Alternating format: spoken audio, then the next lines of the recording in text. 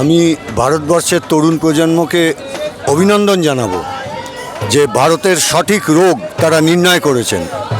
ভ্রষ্টাচার এবং মানুষকে ভাগ করবার যে নীতি সরকারের, সেই নীতির বিরুদ্ধে এখানে তরুণ প্রজন্ম তারা আন্দোলনে সামিল হয়েছেন।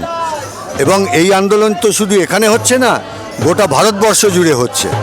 এবং 15 দিন ধরে আমাদের দেশের অন্যতম একজন নামকরা মানুষ, তার সঙ্গে আরও অনেকে আমরণ অনশনের জন্য বসেছেন। এই সরকার এত অপদার্থ যে তারা একবার তাদের কোনো প্রতিনিধি পাঠিয়ে তাদের সঙ্গে দেখা পর্যন্ত করেননি, আলোচনা পর্যন্ত করেননি। এর জন্য কারোর মৃত্যু হলে কে দায়ী থাকবে? এর জন্য দায়ী থাকবেন প্রধানমন্ত্রী, এর জন্য দায়ী থাকবে সরকার।